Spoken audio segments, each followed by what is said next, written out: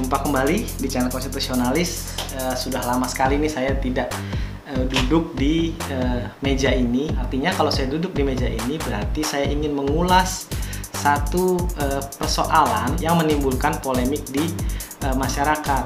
Nah, kali ini yang ingin saya ulas adalah peraturan pemerintah pengganti Undang-Undang Nomor 1 Tahun 2020 tentang kebijakan keuangan negara dan stabilitas sistem keuangan untuk penanganan pandemi coronavirus dan atau dalam rangka menghadapi ancaman yang membahayakan perekonomian nasional dan atau stabilitas sistem keuangan.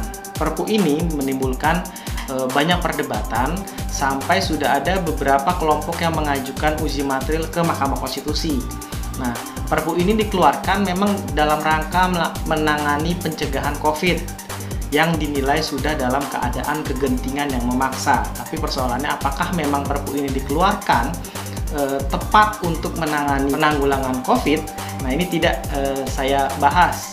Tapi saya lebih akan membahas terkait dengan adanya ketentuan yang memberikan impunitas bagi pelaksana Perpu ini, sehingga dia tidak dapat dikenai pidana, tidak dapat dituntut secara pidana ataupun perdata, bahkan tindakan ataupun segala keputusannya tidak dapat diajukan ke Pengadilan Tata Usaha Negara karena dianggap bukan sebagai objek yang dapat disengketakan di Pengadilan Tata Usaha Negara. Nah, yang lebih mengerikan lagi bahwa terhadap pelaksana Perpu yang diamankan oleh Perpu itu ketika ada penggunaan anggaran yang digunakan kalau tidak salah sekitar 405 triliun yang diambil dari APBN. Nah, itu tidak dapat dikatakan merupakan kerugian negara ketika memang dalam penggunaannya itu kemudian dinilai tidak tepat atau misalkan tidak sesuai dengan apa yang direncanakan, itu tidak bisa dikatakan sebagai bagian dari kerugian negara. Nah, ini menurut saya bukan lagi imunitas, tapi sudah dalam bentuk impunitas. Ini cukup berbahaya. Nah, tapi dari sisi peraturan perundang-undangan, bagaimana? Apakah memang Perpu ini dapat memberikan bentuk impunitas kepada aparatur pemerintah yang melaksanakan Perpu ini, sehingga mereka dapat dengan bebas menggunakan mengalokasikan keuangan sebesar 405 triliun itu untuk dipergunakan sebagaimana mereka inginkan tanpa kemudian dapat diminta pertanggungjawabannya baik dari sisi pidana, perdata, digugat ke PT UN, atau juga dikatakan bahwa Anda telah merugikan keuangan negara. Nah, memang kalau kita lihat secara utuh Perpu ini, memang Perpu ini banyak sekali menabrak undang-undang. Ada sekitar 12 undang-undang. Saya coba bacakan, itu teman-teman bisa lihat di pasal 28. Nah, kita lihat di pasal 28. Nah, di pasal 28 ada ketentuan norma yang menjadi ketentuan penutup, di mana dalam pasal 28 dikatakan bahwa pada saat peraturan pemerintah pengganti undang-undang ini mulai berlaku terhadap Undang-Undang Nomor 6 Tahun 1983 tentang perpajakan yang kemudian sebagaimana telah berapa kali diubah, lalu kemudian Undang-Undang Nomor 23 Tahun 1999 yang terakhir diubah dengan Undang-Undang Nomor 2 Tahun 2008 tentang Bank Indonesia. Lalu kemudian yang ketiga, Undang-Undang Nomor 17 Tahun 2003 tentang Keuangan Negara. Lalu kemudian nomor 4, Undang-Undang Nomor 1 Tahun 2004 tentang Perbendaharaan Negara. Lalu nomor 5, Undang-Undang tentang Lembaga Penjamin Simpanan.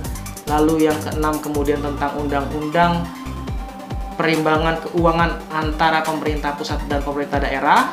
Lalu Undang-Undang Nomor 36 Tahun 2009 tentang Kesehatan, Undang-Undang Nomor 6 Tahun 2014 tentang Desa, Undang-Undang tentang Pemerintahan Daerah, Undang-Undang tentang MPR, DPR, DPD, dan DPRD, Undang-Undang tentang Pencegahan dan Penanganan Krisis Sistem Keuangan, dan terakhir Undang-Undang tentang APBN. Nah, jadi ada 12 undang-undang yang dinyatakan tidak berlaku sepanjang berkaitan dengan kebijakan keuangan negara untuk penanganan penyebaran COVID-19 dan atau dalam rangka menghadapi ancaman yang membahayakan perekonomian nasional dan atau stabilitas sistem keuangan berdasarkan peraturan pemerintah pengganti undang-undang ini. Nah, kenapa ada norma ini? Memang dalam sistem pembentukan peraturan perundang-undangan, memang ketika ada undang-undang yang mengatur materi yang sudah diatur oleh undang-undang sebelumnya, memang harus dinyatakan dulu tidak berlaku. Nah, dasarnya adalah Undang-Undang Nomor 12 Tahun 2011 tentang pembentukan peraturan perundang-undangan. Nah, teman-teman bisa melihat di lampiran kedua pada angka 225. Itu dikatakan bahwa jika peraturan perundang-undangan yang baru mengatur kembali suatu materi yang sudah diatur dan sudah diberlakukan, pencabutan peraturan perundang-undangan itu dinyatakan dalam salah satu pasal dalam ketentuan penutup dari peraturan perundang-undangan yang baru dengan menggunakan rumusan dicabut dan dinyatakan tidak berlaku. Nah, makanya dalam Perpu ini, ketika Perpu ini mengatur hal-hal yang berkaitan dengan 12 undang-undang yang tadi sudah saya sebutkan, maka ada ketentuan di pasal 28 yang kemudian menyatakan bahwa segala pasal-pasal yang ada dalam pasal 28 dari 12 undang-undang itu dinyatakan tidak berlaku sepanjang berkaitan dengan kebijakan keuangan negara dalam hal penanganan yang diatur dalam Perpu ini. Nah, lalu kemudian apa hubungannya dengan pasal 27? Nah, ini yang menarik di sini bahwa di pasal 27 itu mengambil beberapa materi muatan yang ada dalam Undang-Undang Tipikor, KUHP, KUHPER, dan Undang-Undang Peradilan Tata Usaha Negara.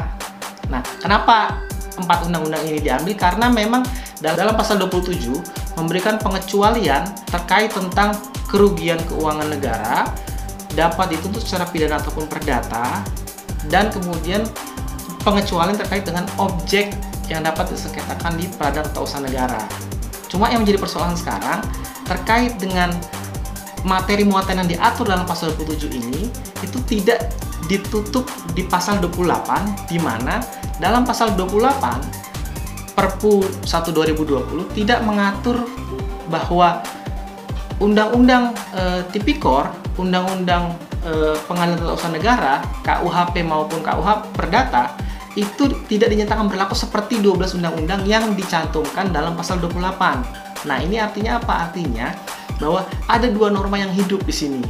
Nah, ketika norma itu kemudian dibuat di pasal 27 untuk mengecualikan segala tindakan itu tidak dapat dikatakan sebagai kerugian keuangan negara, lalu kemudian tidak dapat dituntut secara pidana ataupun perdata, dan kemudian juga bukan menjadi objektun, sementara undang-undang yang mengatur tentang itu, baik itu di Undang-Undang Tipikor, Undang-Undang KUHP, KUHPER, ataupun di Undang-Undang PTUN, itu tidak dinyatakan tidak berlaku seperti 12 undang-undang yang tadi diatur dalam pasal 28. Artinya ini merupakan celah di mana KPK tetap bisa menggunakan dasar untuk menjerat orang-orang yang kemudian melakukan suatu tindakan korupsi, yakni merugikan keuangan negara, baik itu memperkaya diri sendiri ataupun orang lain. Itu bisa digunakan oleh KPK tetap dengan menggunakan Undang-Undang Tipikor, dan juga termasuk terhadap tindakan ataupun keputusan itu dapat digugat ke Pengadilan Tata Usaha Negara dengan menggunakan Undang-Undang Pengadilan Tata Usaha Negara dan juga Undang-Undang Administrasi Pemerintahan 30/2014. Kenapa? Karena undang-undang tersebut tidak dinyatakan tidak berlaku seperti 12 undang-undang yang diatur dalam pasal 28. Saya pikir ini merupakan satu kelalaian yang dibuat oleh pembentuk Perpu ini. Nah, ini bagi saya KPK tetap bisa masuk dengan menggunakan Undang-Undang Tipikor dan juga bisa digugat ke PT UN karena memang pasal 27 ini menjadi tidak memiliki kekuatan hukum mengikat. Kenapa? Karena tidak diatur kemudian bahwa materi yang diatur dalam pasal 27 ini yang ada di Undang-Undang Tipikor, ada di Undang-Undang PTUN, itu tidak dinyatakan tidak berlaku dulu, sebagaimana sudah diatur dalam Undang-Undang Nomor 12 Tahun 2011, di mana jika peraturan perundang-undangan yang baru mengatur kembali suatu materi yang sudah diatur dan sudah diberlakukan, pencabutan peraturan perundang-undangan itu dinyatakan dalam salah satu pasal dalam ketentuan penutup dari peraturan perundang-undangan yang baru. Nah, sehingga ketika pasal 27 ayat 1, 2, dan 3 ini mengatur tentang pemberian imunitas, atau saya katakan ini bahkan sudah dalam konteks impunitas, itu tidak di-cover dalam pasal 28, di mana seharusnya dinyatakan dalam pasal 28 bahwa hal-hal yang diatur di pasal 27 itu dalam Undang-Undang Tipikor, dalam Undang-Undang KUHP, dalam Undang-Undang PTUN, atau bahkan dalam Undang-Undang Administrasi Pemerintahan 30/2014 itu harus dinyatakan tidak berlaku dulu, seperti yang diberlakukan terhadap 12 undang-undang yang ada dalam pasal 28 Perpu nomor 1 tahun 2020. Nah, ini menjadi catatan bahwa KPK tetap bisa menjerat orang-orang yang kemudian membajak, menyalahgunakan anggaran 405 triliun itu untuk kepentingan atau menguntungkan diri sendiri, memperkaya diri sendiri, atau memperkaya orang lain. Nah, ini yang bisa saya jelaskan. Mungkin kalau ada perbedaan pendapat, ya silahkan kalian bisa komen di kolom komentar. Nanti kita akan diskusi terkait dengan perbedaan pendapat ini. Nah, ini yang bisa saya sampaikan kali ini. Terima kasih sudah menonton video ini. Jangan lupa di like, share, and subscribe. Salam konstitusionalis.